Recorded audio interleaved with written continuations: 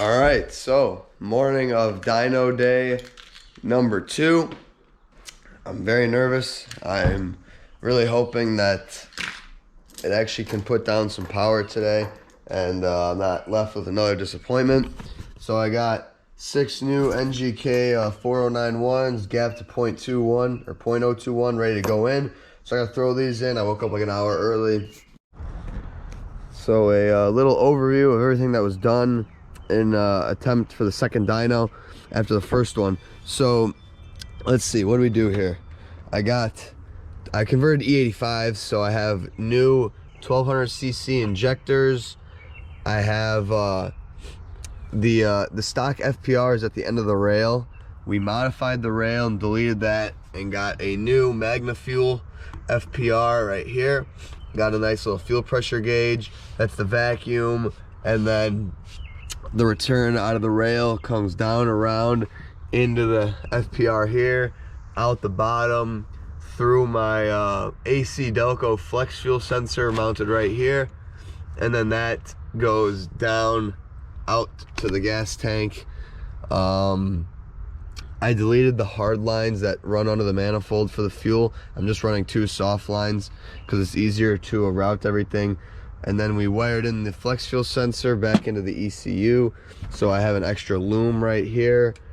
Aside from that, relocated the catch can and deleted the second atmospheric hose it had because it has a filter on it. Zach bored this out, made it bigger, and funneled it so the PCV funnels out nicer. And then we have the Hellcat 525 fuel pump in the trunk, and I believe that's it.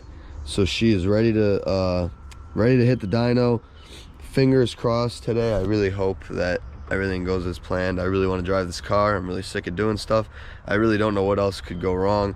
So luckily I'm doing spark plugs because I just checked and this car's been sitting outside. Cylinder 6 has a bunch of water in it. It's almost completely underwater. So now I gotta blow that out. It's like 8 o'clock in the morning here, so hopefully the neighbors don't kill me. But luckily I checked that because I'm pretty sure that would have misfired. So that's a huge plus that I'm doing this. So now let's see what the spark plugs look like too after like 10 minutes on the dyno. So these are how cylinder 1's looking after literally maybe like 20 minutes of running, but a lot of like testing and not sure on the fueling. So not too bad actually. They're dry. They're pretty black, but they're dry. So I dropped the car off at the dyno this morning, and I just got a call. Of course, it wasn't running good, and we knew this. It was running awful. We kind of figured it was tune related, but it was idling. I did get it to start.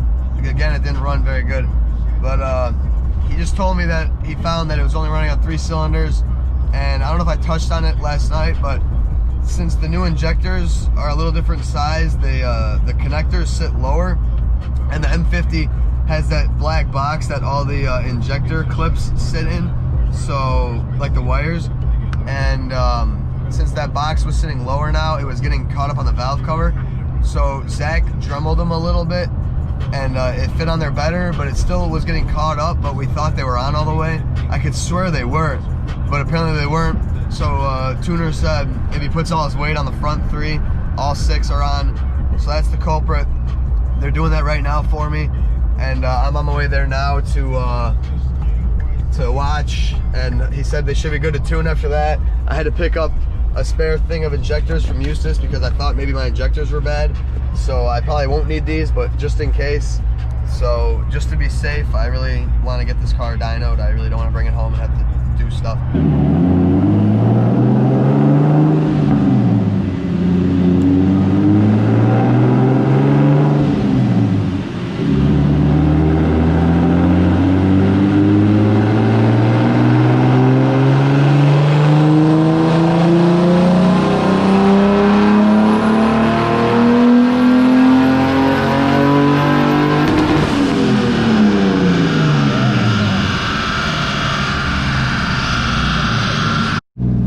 So done with 93, we don't have time for 85. I need a bigger spring.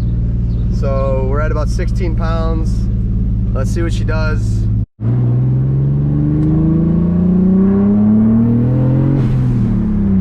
Feels a lot different.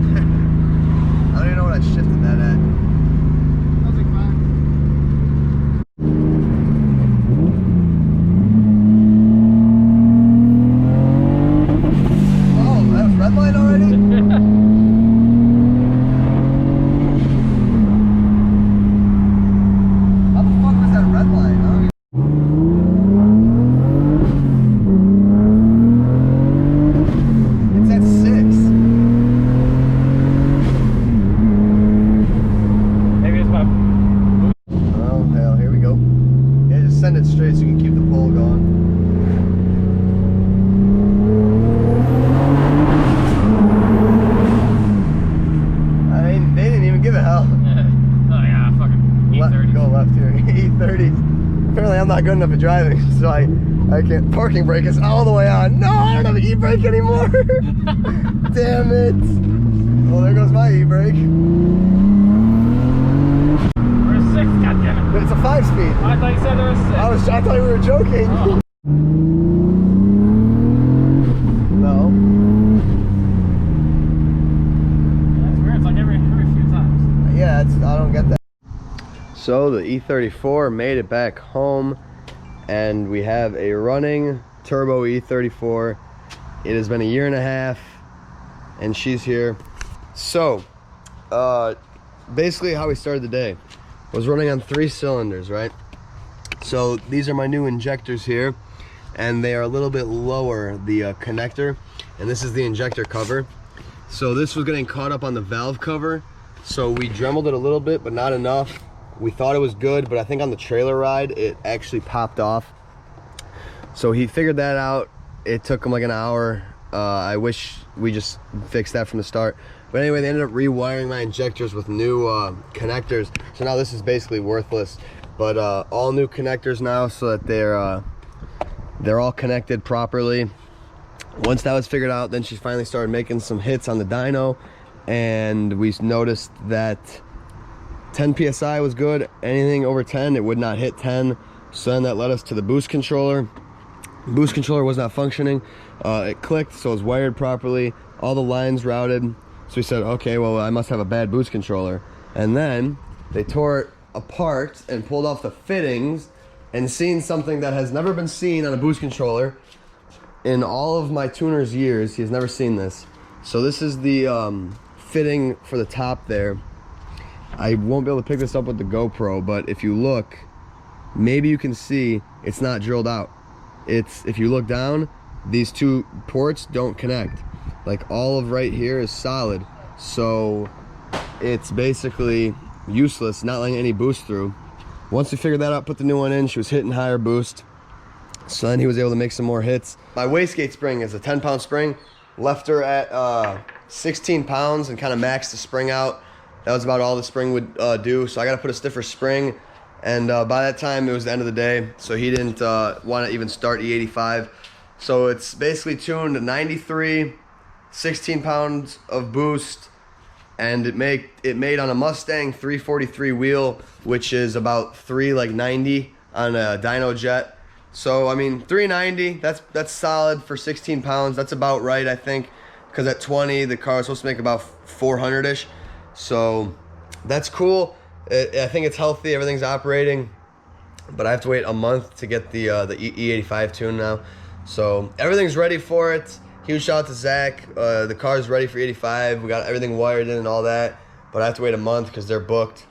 So in a month then, we should be seeing about 100 more horsepower. My turbo is going to max out at 440.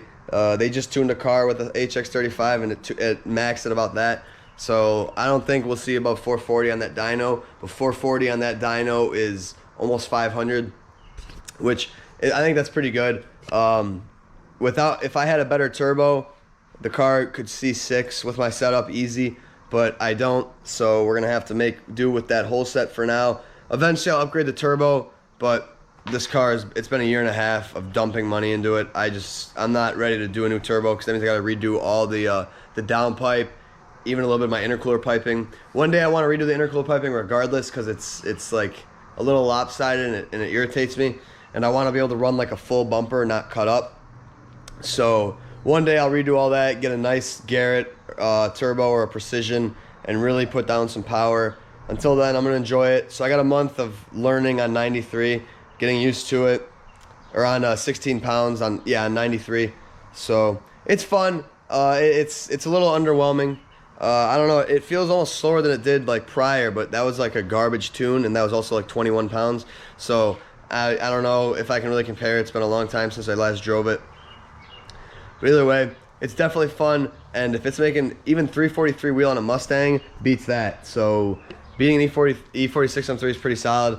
So I'll see. I'll line it up to Stu and Savito's 240 and see how it lines up. But anyway, in a month, I'll make another video, E85. Until then, I don't know what I'm really going to do with the car. It's got a leaky diff I got to fix. Not a ton that it needs. But otherwise, it's a blast. I'm super happy that it's in a state that it's drivable, and I can finally just enjoy it. So thank you guys for watching. I hope you enjoyed this dyno day. Another one in a month, E85, then there will be some hopefully impressive numbers.